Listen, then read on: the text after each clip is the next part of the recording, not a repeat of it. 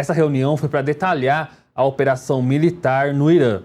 Rubio falou com a imprensa e afirmou que os golpes mais duros no Irã pelo exército americano ainda estão por vir. Vamos ver essa entrevista do Marco Rubio, que foi há 40 minutos atrás, menos de uma hora atrás.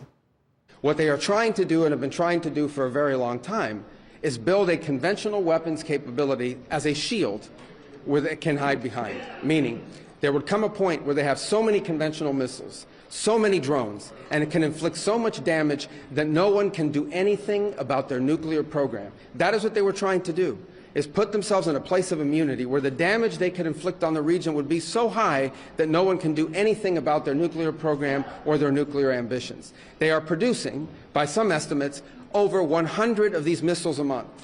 Compare that to the 6 or 7 interceptors that can be built a month. They can build 100 of these a month, not to mention the thousands of one-way attack drones that they also have. They've been doing this for a very long time, and by the way, they've been doing it under sanction. You see the attacks they're conducting right now?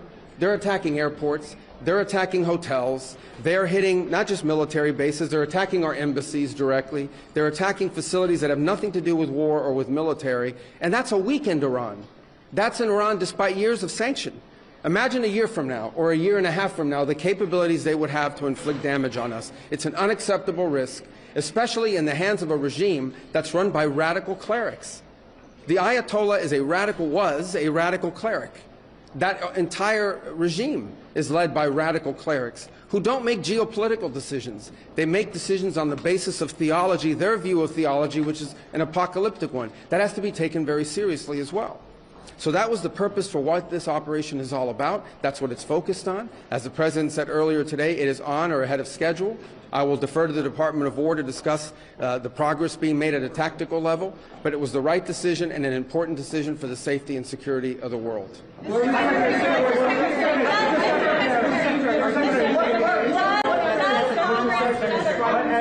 Congress have to weigh in? Does Congress have to weigh in? Is the President declaring war, and does Congress have to weigh in? And was there an imminent threat? Did you tell lawmakers that there was an imminent threat? There absolutely was an imminent threat, and the imminent threat was that we knew that if Iran was attacked, and we believed they would be attacked, that they would immediately come after us. And we were not going to sit there and absorb a blow before we responded, because the Department of War assessed that if we did that, if we waited for them to hit us first after they were attacked, and by someone else, Israel attacked them, they hit us first, and we waited for them to hit us, we would suffer more casualties and more deaths. We went proactively in a defensive way to prevent them from inflicting higher damage. Had we not done so, there would have been hearings on Capitol Hill about how we knew that this was going to happen, and we didn't act preemptively to prevent more casualties and more loss of life. The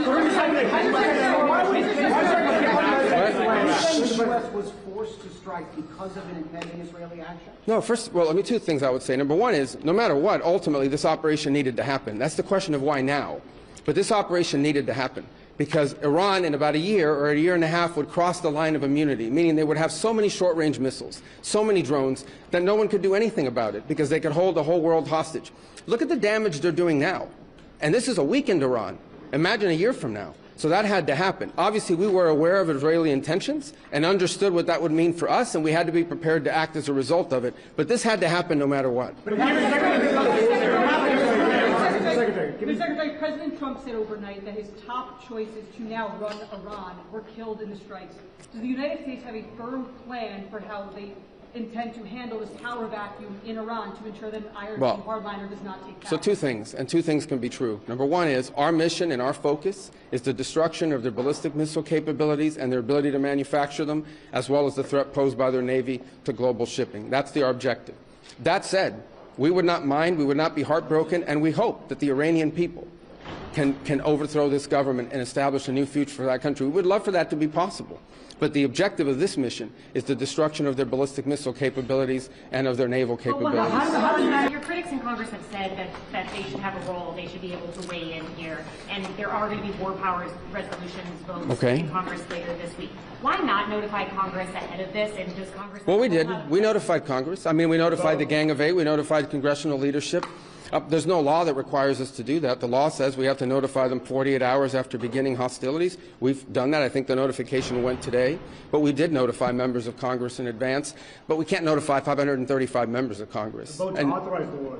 Well, the Congress can vote on whatever they want, but there's no law that requires us to do that. And I want to say something because I see people on TV. Look, that's fine. If they want to take a war powers vote, they can do that. They've done that. They've done that a bunch of times. But people keep saying that there's no law that requires the president to have done anything with regards to this. To begin with, no presidential administration has ever accepted the War Powers Act as constitutional. Not Republican presidents, not Democratic presidents. That said, we have followed the notification at 48 hours.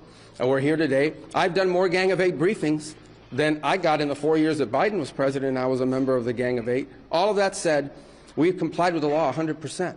And we're going to continue to comply with it. We've done the notification, and we officially to Congress, but we did notify members of Congress. We just can't notify 535 people. That's not possible, but we did the Gang of Eight twice. I briefed them last week, and then I called them the night before the operation. Can you tell us what you know, Mr. Secretary, of the administration knows about the strike on a building in southern Iran, the Iranians saying it's a school, reports of large numbers of civilians, including children killed? Yeah, I've seen those reports. I would refer you, not because I'm not trying to answer your question, but I don't want to get it wrong. The Department of War would be investigating that if that was our strike, and I would refer your question to them, and I'll make sure they're aware that you have that question.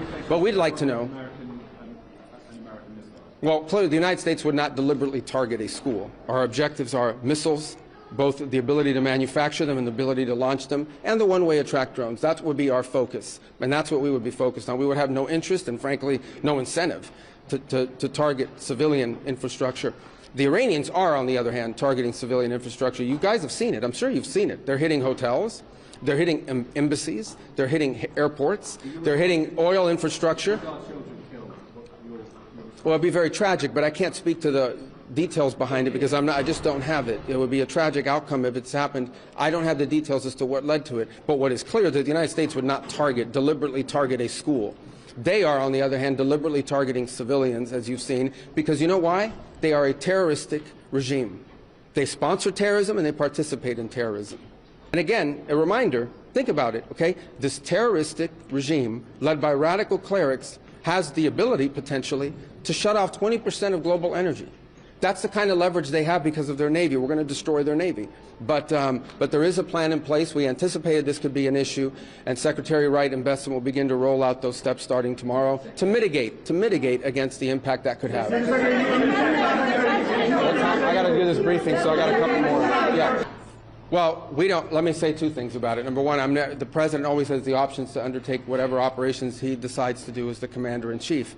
That said, we believe the objective that we have set for this mission, which is the destruction of their ballistic missile capabilities, both launch capability and manufacturing, can be achieved without ground forces. Right now, we're not postured for ground forces, but obviously the President has those options. He's never going to rule out anything. But right now, our focus is on the destruction of their ballistic missile launchers, their ballistic missile stockpiles, and their ballistic missile manufacturing capability, as well as their one-way attract drones and their Navy, because of the threat it poses to global shipping. How long is Right, I can only do one more. Right there in the middle. Yes, sir. Is there a diplomatic exchange going on right now between U.S. and Iran? Any exchanges whatsoever outside of No, not at this time. I mean, look, we always have people that reach out from inside of governments. You don't know if they're authorized to reach out or not. They're suffering a tremendous amount of damage. Honestly, again, I'm not going to give away the details of our tactical efforts, but the hardest hits are yet to come from the U.S. military.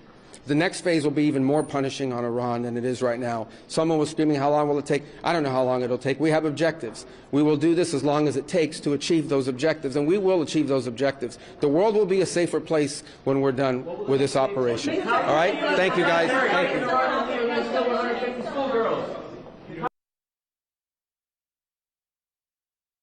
Voltou para o briefing com os representantes do Congresso americano. A informação que a gente tem é que essa reunião já acabou